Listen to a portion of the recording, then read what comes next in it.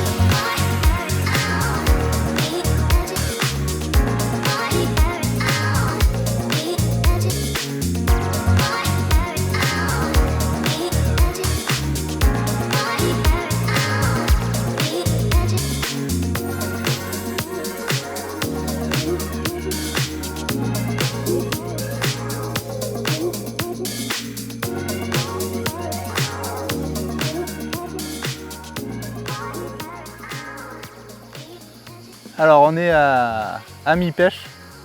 On a fait pas mal de tanches, 6 ou 7 de mémoire, quelques carassés, des rotangles qui viennent un peu perturber la pêche, comme j'avais dit qu'il y a beaucoup de petits poissons. Derrière chaque rappel qui fait du bien parce qu'on attrape les tanches, mais ça fait rentrer aussi les rotangles.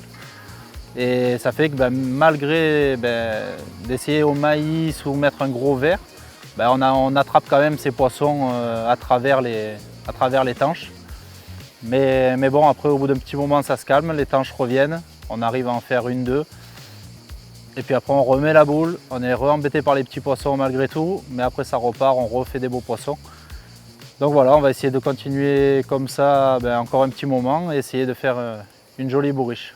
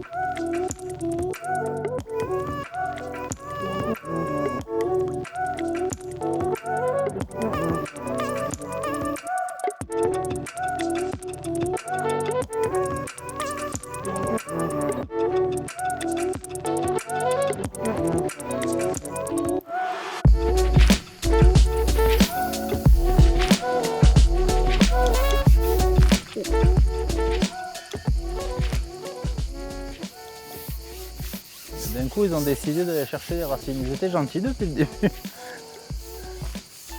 Comme quoi si t'as pas un élastique un minimum puissant, tu te fais avoir à chaque fois.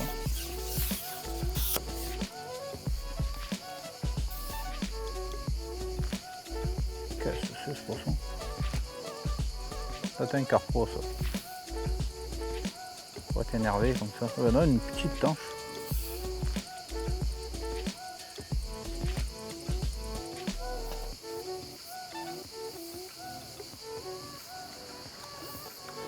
Oh.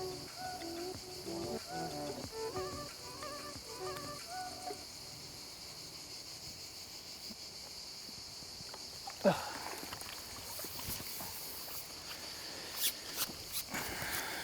Une petite tanche bien énervée.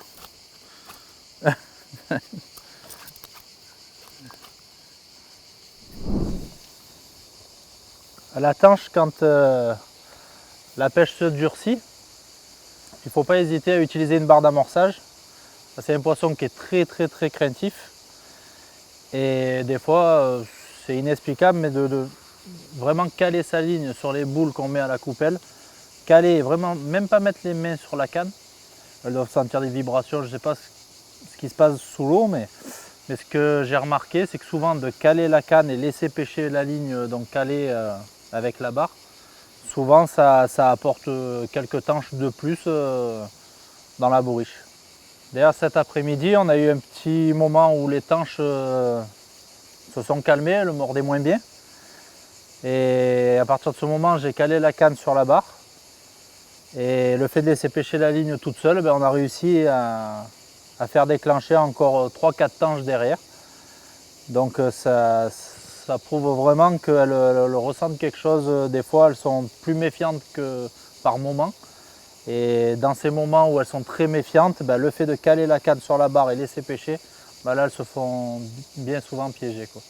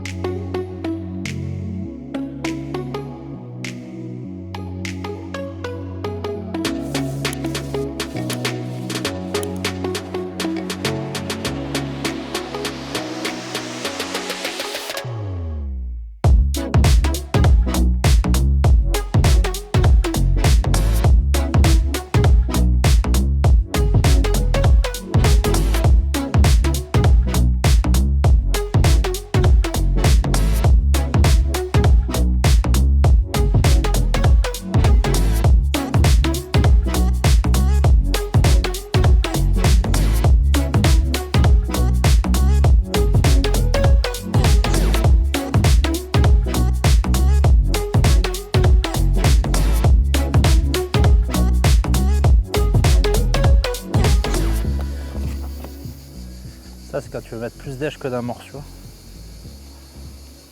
Oh. Tu fais une petite tambouille là, jusqu'à à peine juste pouvoir former la boule. Une fois que tu as fait ça, tu fais la boule, tu la mets sur le cou. Et il y a plus d'èche que d'amorce. Essaye de faire ça.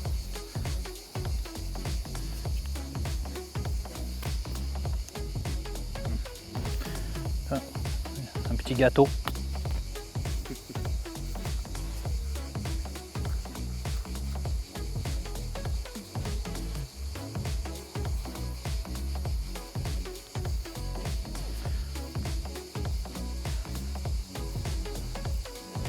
Voilà, une vraie boule pleine d'appât. Plus d'appât que d'amorce.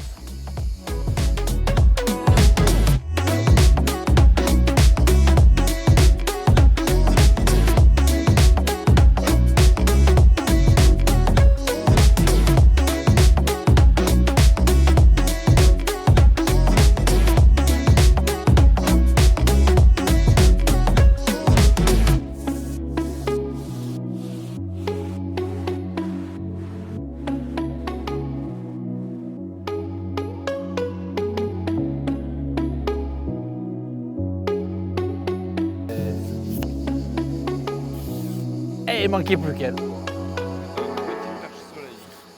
Une pimponnette. Quasi qu'il y a de tout là-dedans. Voilà, partie de pêche terminée. Donc on a passé vraiment une bonne après-midi de pêche avec des poissons présents. On a fait beaucoup de tanches, beaucoup de carassins, pas mal de rotangles, de gardons, perches communes. Qu'est-ce qu'on a fait d'autre? Une plaquette, carpeau. Enfin, comme j'avais dit au début, c'est une rivière qui a une densité de poissons et une variété de poissons assez impressionnante. Et voilà, donc la pêche elle s'est fait comme j'avais annoncé, amorçage à la coupelle avec petit rappel avec des petites boules très chargées en terreau et caster avec quelques maïs. Ça revenait derrière, quelques rotangles, des beaux poissons, puis on rechargeait et ça a apporté. À chaque fois on faisait des beaux poissons derrière le rappel. Après en ligne, on a utilisé beaucoup la 0,5 parce que la 0,25 ça allait pas parce que les rotangles prenaient à la descente, que ce soit avec un terreau, un maïs, ils étaient voraces. Donc 0,5 ça allait bien. Pêcher à ras du fond, je n'ai pas traîné. Malgré la présence de tous ces petits poissons, on a réussi à faire des tanches en variant en pêchant au maïs, au terreau, en gérant le rappel, déjà en serrant bien les boules. On a réussi à les faire venir. Comme les tanches, c'est pas un poisson qui reste tout au long de la pêche, donc on a entretenu le coup. Et vers la fin de journée, on a commencé à réussir à rentrer vraiment des belles tanches. Et voilà, on a fait plein de poissons, malgré qu'il y ait tous ces petits poissons qui venaient un peu jouer aussi. Mais on a su tirer notre épingle du jeu, on a fait plein de beaux poissons. Une pêche poissonneuse, mais technique aussi. Donc que du plaisir. Voilà, vidéo terminée. J'espère que cette vidéo vous aura plu, que vous prendrez du plaisir à la regarder, autant que moi j'en ai eu à pêcher pour vous. Et je vous invite à nous suivre sur nos réseaux sociaux et à vous abonner sur notre chaîne YouTube. Et si cette vidéo vous a plu, n'hésitez pas à mettre un petit pouce bleu. Et je vous dis à très vite au bord de l'eau.